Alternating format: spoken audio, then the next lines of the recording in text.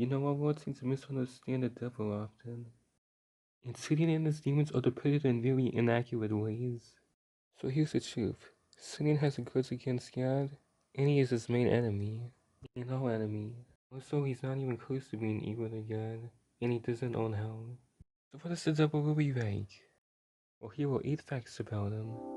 Fact number 1. Satan's real name isn't known to us. Matthew chapter 16, verses 22 to 23.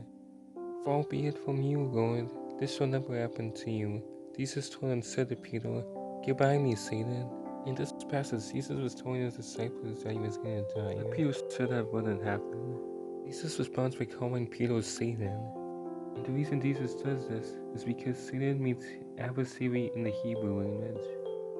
Also, devil means standalone in a few languages, so other people claim to know Satan's real name. This is because in Isaiah chapter 14 verse 12, Satan, when he used to be good, is called Lucifer. However, this is also not his real name. Lucifer is only describing him. I'm glad the Bible doesn't call the devil by his actual name, because it would bring him too much honor he doesn't deserve. And it tells us that he's very evil. And you'll get an idea that in fact number 2, Satan is the leader of demons. Matthew chapter 12 verse 24. It is only by Beelzebub that this man casts out demons. Here, after Jesus casts a demon out of a man, some religious leaders named Pharisees see, so they say that Christ casts out the demon because he is empowered by Satan. The Pharisees are wrong, and they committed the unforgivable sin. And if you want to know about this unforgivable sin, do watch my video on that. So anyway, we know Beelzebub is Satan because a few verses later, Jesus would say, if I was empowered by Satan. What's so interesting here is that the Pharisees say Satan is the ruler of the demons. Now let's look at Revelation chapter 12 verses 3 to 4, which reads, A great red dragon with 7 heads and 10 horns, and on his heads are 7 crowns. His tail slipped down and destroyed the stars of heaven, and cast them to the earth. The dragon in this passage, who is Satan, takes some of the stars of heaven, which are argued to be angels, and we see the amount is 1 sword. So Satan has his demons try to get us to reject God so we can go to hell forever. And since we're on the topic of Satan's authority, look at fact number 3. Satan is called by the world ruler. 2 Corinthians chapter 4 verse 4. The God of this age has blinded the minds of the unbelievers, so that they cannot see the light of the gospel that displays the glory of Christ, who is the image of God.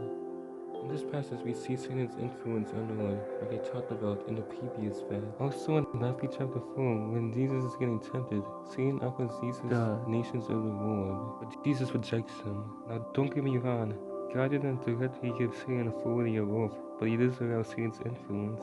And he comes in conflict with the Holy Spirit's influence for us to be good. Now let's go to fact number 4. Satan is a serpent from the Garden of Eden, Revelation chapter 12 verse 9. That ancient serpent who is called the devil and Satan, the deceiver of the whole world. Here we see John, the author of Revelation, identifying the dragon as Satan, and he also identifies it as the serpent. In Ezekiel chapter 28 verse 13, it appears to say that Satan was in the garden. But why was the devil in the Garden of Eden? The answer was in fact number 5. Satan was kicked out of heaven. Revelation chapter 12 verses 7 to 9. Now war arose in heaven. Michael and his angels fighting the dragon. He and his angels fought back, but he was defeated, and there was no longer a place for him in heaven. He was thrown down to earth, and his angels were thrown down with him. This passage recites the war in heaven, and it shows Satan and his demons getting kicked out of heaven.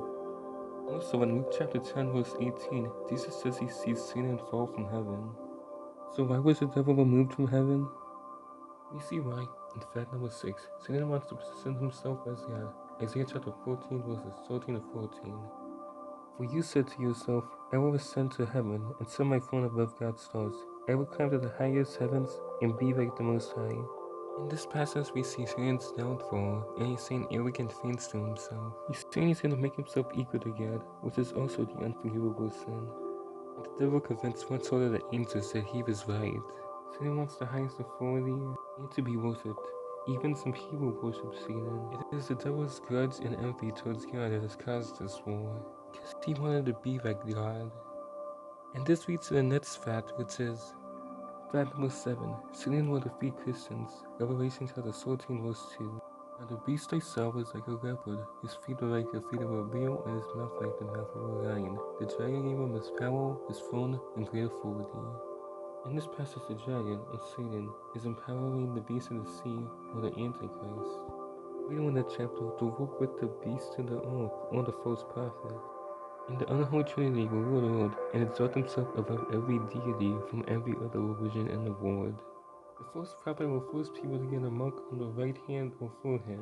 This is the mark of the beast. The mark of the beast will have people controlled and prove their allegiance to the Antichrist. And anyone who refuses to worship the unholy trinity and get the mark of the beast will get the death penalty, which is said to be beheading. So Satan will beat Christians because in Revelation 14 verse 7, the Antichrist will have Christians killed.